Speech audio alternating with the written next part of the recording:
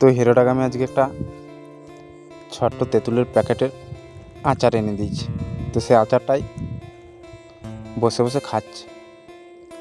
তো আচারটা বলছে খুব ভালো লাগছে আমার খেতে।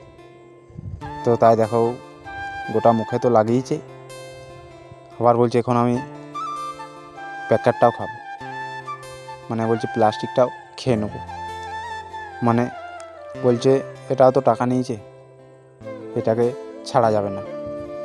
তো দেখো প্লাস্টিকটা খেয়ে যাচ্ছে, মানে যতটুকু লেগে আছে বা যেটুকু প্যাকেটের মধ্যে আছে সেটাকেও বলছে আমি শেষ করব খেয়ে।